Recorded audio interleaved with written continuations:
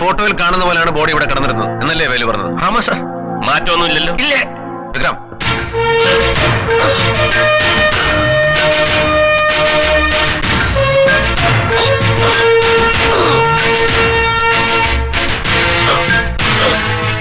മൈഥിലിയുടെ അതേ പൊക്കവും തൂക്കവും ഉള്ള ഡമ്മിയാണ്.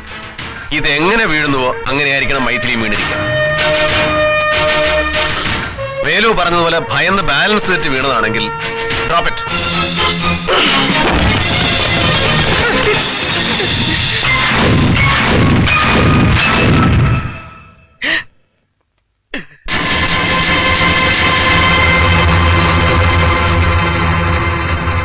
വേലൂര് കാര്യം മനസ്സിലായില്ലേ? മനസ്സിലാക്കി തരാം.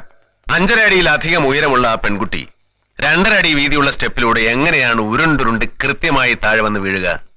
ഒരിക്കലും നടക്കില്ല വേലു. എങ്ങനെ വീണാലും ഈ ഫോട്ടോയിൽ കാണുന്ന പോലെ വീഴില്ല. ഈ സ്റ്റെപ്പിനോട് ചേർന്ന് ഇതുപോലെ ഒരിക്കലും കിടക്കില്ല. ഇനി യഥാർത്ഥത്തിൽ എന്താ സംഭവിച്ചെന്ന് ഞാൻ പറയട്ടെ.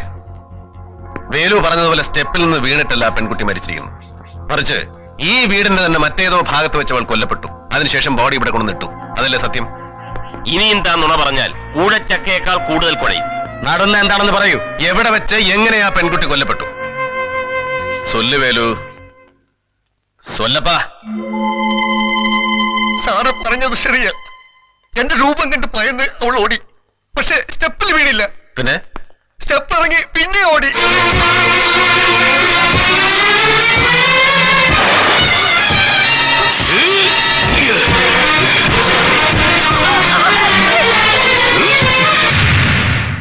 എന്നിട്ട് എന്ത് ചെയ്തു? ഭയന്ന് ബാലൻസ് തെറ്റി വീണ് മരിച്ചതാണെന്ന് ആളുകൾക്ക് തോന്നാൻ അവളെ ഇവിടെ സ്റ്റെപ്പിന്റെ സോട്ടിലിട്ട് പിന്നെ നേരെ കുളത്തിൽ പോയി കുളിച്ച്. ഇപ്പോഴും മുഴുവൻ അങ്ങോട്ട് ശരിയാകുന്നില്ലല്ലോ വേലു. കുറച്ച് ശരി, കൂടുതൽ നുണ. അല്ല സാർ. ആണ് സാർ. അതുകൊട്ടെ, പൂജാമുറിയിലിരുന്ന് മാലയെടുക്കാൻ വേലു എങ്ങനെയാ വീടിനുള്ളിലേക്ക് കയറിയത്?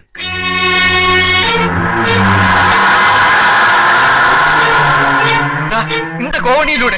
കോണിപ്പടി ഉണ്ടായാൽ മാത്രം പോരല്ലോ, അകത്ത് കിടക്കാൻ വാതിൽ വേണ്ടേ? വാതിൽ സാർ. ആ വാതിൽ തുറന്നിരുന്നു സാർ. വേലുവിന് വേണ്ടി അന്ന് രാത്രി ആ വാതിൽ തുറന്നു ആരാ? പറ. വേലു വരുന്നു എന്നറിഞ്ഞ് ആരാണ് ആ വാതിൽ തുറന്നിട്ടത്? ഈ വീട്ടിൽ ആരാ വേലുവിന്റെ സഹായി? വേലു ആരെയാ രക്ഷിക്കാൻ ശ്രമിക്കുന്നത്?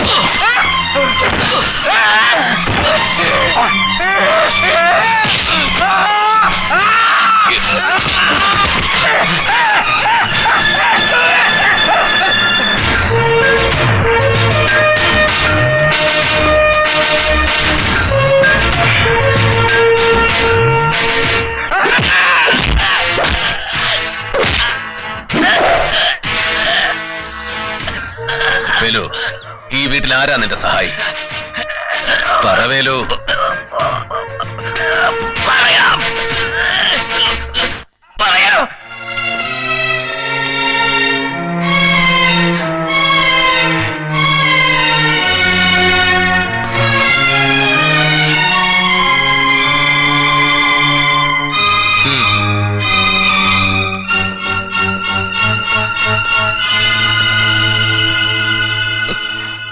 മൈഥിലി എന്തോ വേഷം കെട്ടി പേടിപ്പിച്ചെന്ന് പറഞ്ഞല്ലോ. ഇതിനു മുമ്പ് ആരെങ്കിലും ഇങ്ങനെ വേഷം കെട്ടി പേടിപ്പിച്ചിട്ടുണ്ടോ? ശങ്കരേട്ടന്റെ ഭാര്യ ഉഷയെ. കൃഷ്ണൻ നായർ പറഞ്ഞു ഉഷയെ പേടിപ്പിക്കാൻ, അല്ലേ? വേലുവിന് കൃഷ്ണൻ നായർ എങ്ങനെ അറിയാം?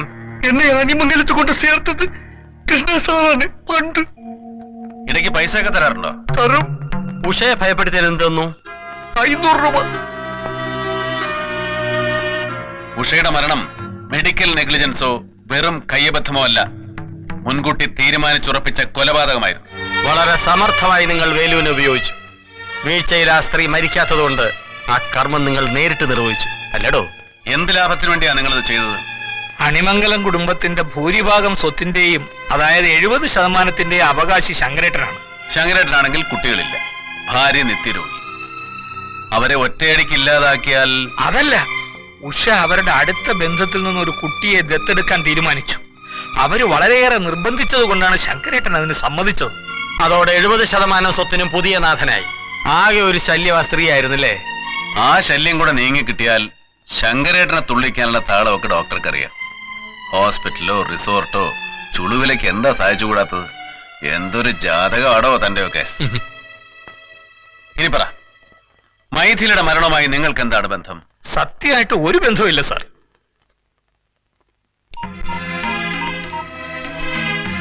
Chacko, get going.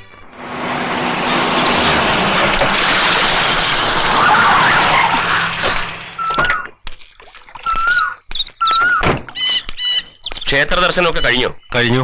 ഞങ്ങളോടൊപ്പം ഒന്ന് വരണം. എന്താ കാര്യം? അതൊക്കെ പറയാം, ഞങ്ങളെ ഫോളോ ചെയ്താൽ മതി.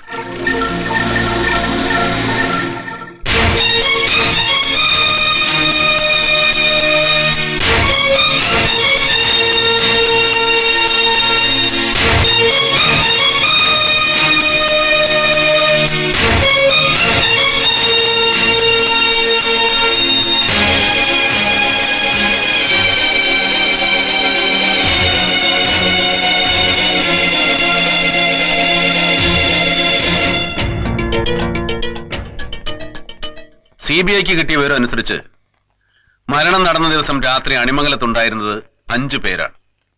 അതിൽ മൈഥിലിയെ ഒഴിവാക്കിയാൽ ബാക്കി അനിത, രശ്മി, ലക്ഷ്മി അമ്മ, മായ.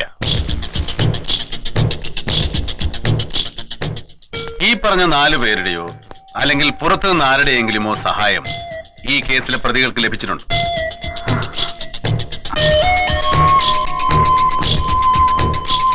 CBIക്ക് കേസിന്റെ അന്വേഷണം പൂർത്തിയാക്കണമെങ്കിൽ അതാരാണെന്ന് തിരിച്ചറിഞ്ഞേ മതിയാവും.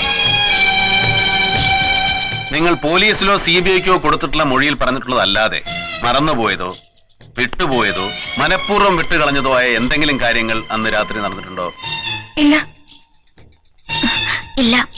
ഷുവർ? ഷുവർ. Very good. ഒരു ചോദ്യം ശങ്കരേട്ടനോട് ചോദിക്കാനുണ്ട്. ആ ദിവസം ശങ്കരേട്ടൻ എപ്പോഴാ തിരുവനന്തപുരത്ത് നിന്ന് വന്നത്? രാവിലെ അല്ല, ഉച്ചയ്ക്ക്. അതെ, എനിക്ക് നല്ല ഓർമ്മയുണ്ട്. ആ, അതുകൊട്ടെ. അണിമംഗലത്തെ ദോഷം കൊണ്ട് പലരും മരിച്ചെന്ന് പറഞ്ഞല്ലേ? ആരൊക്കെയാ അവര്? സാമ്പിയായിലുള്ള അനിയത്തിയുടെ മകൻ, ഉം. ചേച്ചിയുടെ ഹസ്ബൻഡ്, ഉം. പിന്നെ ആ പെൺകുട്ടി. ഒരു പേര് വിട്ടുപോയല്ലോ, ശങ്കരേട്ടന്റെ ഭാര്യ ഉഷ. അത് വിട്ടു. ലക്ഷ്മി അമ്മയുടെ ഹസ്ബൻഡ് അല്ലേ ഒരു ആക്സിഡന്റ് പെട്ട് മരിച്ചത്? അതെ. മരിക്കുമ്പോ അളിയൻ വലിയ കടബാധ്യതക്കാരനായിരുന്നു അല്ലേ? അതെ. എങ്ങനെയാ വലിയ കടക്കാരനായത്? അറിയാൻ പാടില്ലാത്ത പല ബിസിനസ്സും ചെയ്ത് ഒക്കെ തൊലച്ചു. അച്ഛന്റെ സ്വത്തും സമ്പാദ്യവും അണിമംഗലത്തെ അമ്മയുടെ ഷെയറും എല്ലാം പോയി. ഇവൻ വെറുതെ കൊടുത്ത 5-6 ലക്ഷവും കളഞ്ഞു. പിന്നെ കടം വാങ്ങാൻ തുടങ്ങിയല്ലേ? അതെ. മായ എന്തെങ്കിലും സഹായം ചെയ്തിരുന്നോ? അച്ഛന് വേണ്ടി ഇവളും കുറെ കടം വാങ്ങി. ആരിൽ നിന്ന്? From my friend. അതാരാ friend? Akhilesh. Akhilesh auto finance, Akhilesh finance, Akhilesh exports. അഖിലേഷാണോ പണം തന്നത്? അതെ. എന്നിട്ട് ആ പണം തിരികെ കൊടുത്തോ? കൊറേ കൊടുത്തു. തിരികെ കൊടുക്കാൻ എവിടെ നിന്ന് പണം കിട്ടി? ആര് തന്നു?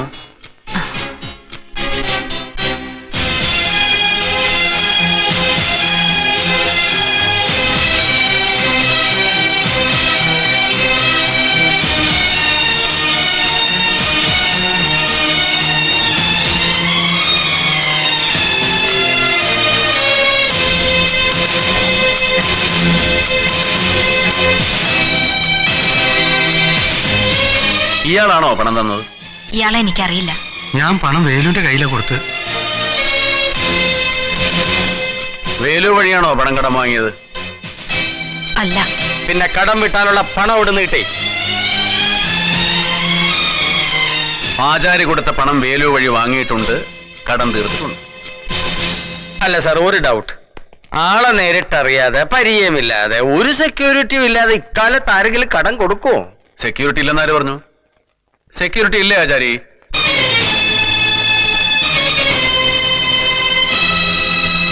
ശരി, മായ വാങ്ങിയില്ല. വേറെ ആരെങ്കിലും വാങ്ങിയോ? ഇവരിങ്ങനെ മിണ്ടാതിരുന്നാൽ എങ്ങനെയാ ചാക്കോ? മിണ്ടിയെ തീരൂ സർ. ചാക്കോ, അതിഞ്ഞെടുത്തേ.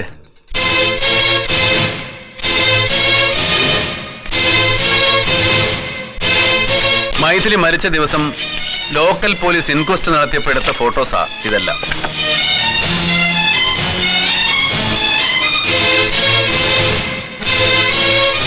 എന്തിനാ വിരലിൽ ഇതുപോലെ സാരി ചുറ്റിയിരിക്കുന്നത്? എന്തെങ്കിലും മറയ്ക്കാനാണോ ലക്ഷ്മിയമ്മേ? എന്തു മറയ്ക്കാൻ? ദാ, ഇത് മറയ്ക്കാൻ.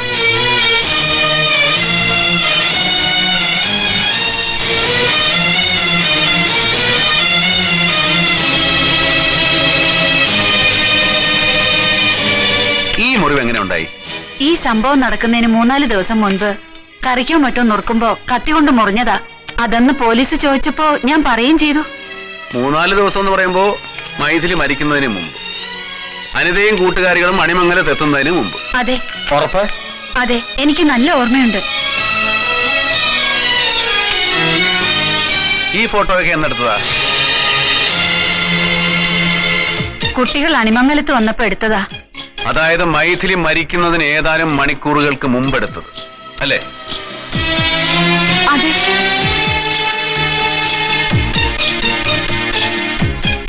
എന്നിട്ടെന്തേ ആ ഫോട്ടോയിൽ കാണുന്ന വിരലിൽ 3-4 ദിവസം മുമ്പുണ്ടായ മുറിവോ പ്ലാസ്റ്ററോ ഇല്ലാത്തത്? 3-4 ദിവസം മുമ്പുണ്ടായ മുറിവ് പെട്ടെന്ന് എങ്ങനെ അപ്രത്യക്ഷമായി? അടുത്ത ദിവസം വീണ്ടും ആ മുറിവ് എങ്ങനെയാണ് പ്രത്യക്ഷപ്പെട്ടത്?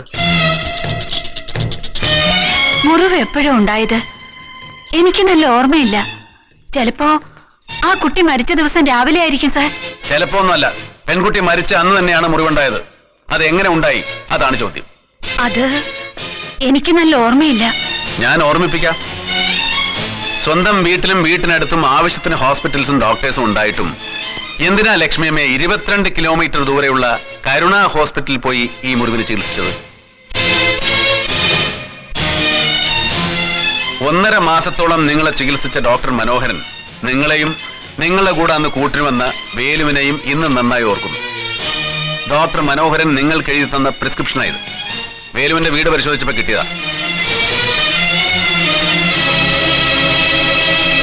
1.5 മാസത്തോളം ചികിത്സിക്കാൻ തക്കവണ്ണം എന്ത് മുറിവാണ് ആ വിരലിലുണ്ടായിരുന്നത്?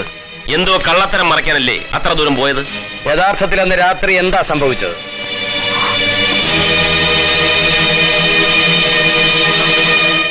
ഇനി പറയൂ ലക്ഷ്മിയമ്മേ, അന്ന് രാത്രി നടന്ന സംഭവത്തിൽ നിങ്ങളുടെ പങ്കെന്തായിരുന്നു?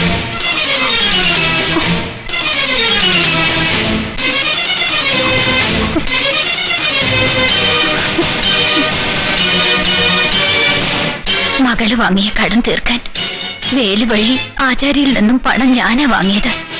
അത് തിരികെ കൊടുക്കാൻ കഴിയാതെ വന്നപ്പോ പകരം തിരുവാഭരണം വേണമെന്ന് ആചാര്യൻ നിർബന്ധിച്ചു. ആ രാത്രി തിരുവാഭരണം കൊടുക്കാനുള്ള അവസാന ദിവസമായിരുന്നു. ആചാരി കൊടുത്ത ഡ്യൂപ്ലിക്കേറ്റ് ആഭരണവുമായി വേലു വന്നപ്പോ പൂജാമുറിയിലിരുന്ന ഒറിജിനലും എടുത്തുകൊണ്ട്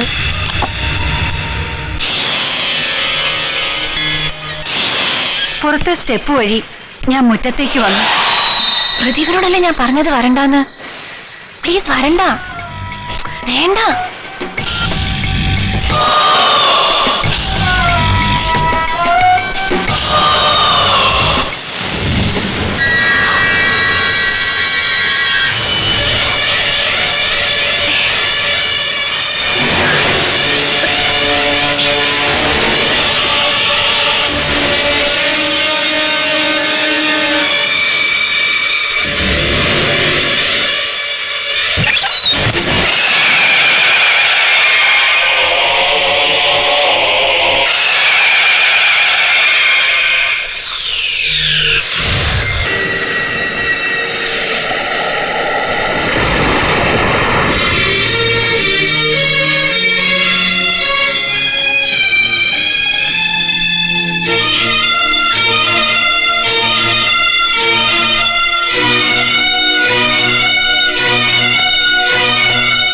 വിധവയായ സ്ത്രീ, പ്രായമായ മകൾ, അന്തസ്സും ആഭിജാത്യമുള്ള കുടുംബത്തിലെ അംഗമായ ഞാൻ അർദ്ധരാത്രി വീട്ടിലെ ജോലിക്കാരനുമായി കാണപ്പെട്ടാൽ ഞാൻ എത്ര സത്യം പറഞ്ഞാലും ആരും വിശ്വസിക്കില്ല. എത്ര തേച്ചാലും വായിച്ചാലും അതുകൊണ്ടുണ്ടാകുന്ന അപമാനം തീരില്ല. ആ സമയത്ത് എനിക്ക് മറ്റൊന്നും തോന്നിയില്ല.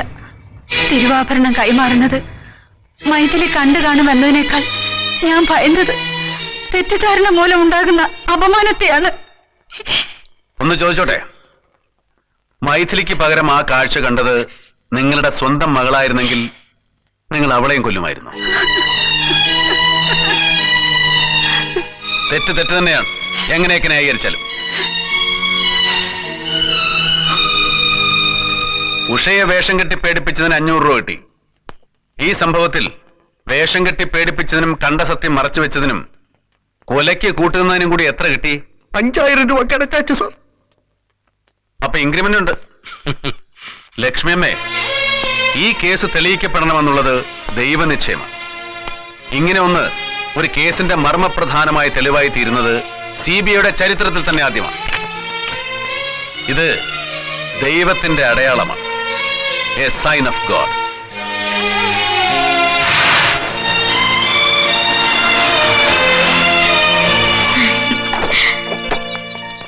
പൂജയൊക്കെ കഴിഞ്ഞു? എല്ലാം ഭംഗിയായി കഴിഞ്ഞു. കാക്ക തന്നെ വന്ന് എല്ലാം നടത്തി തന്നു. ഉഷമ്മയ്ക്ക് വേണ്ടി പ്രത്യേക കർമ്മങ്ങളും ഉണ്ടായിരുന്നു. Very good. ഈ കേസ് എങ്ങനെ എവിടെ ആരംഭിച്ചൊന്നും എവിടെ എങ്ങനെ അവസാനിച്ചൊന്നും ഇപ്പൊ സായിക്ക് മനസ്സിലായില്ലേ?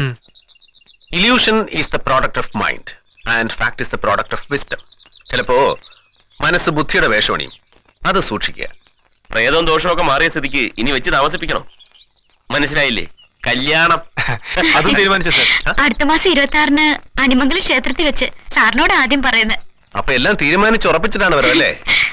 Wish you all the luck.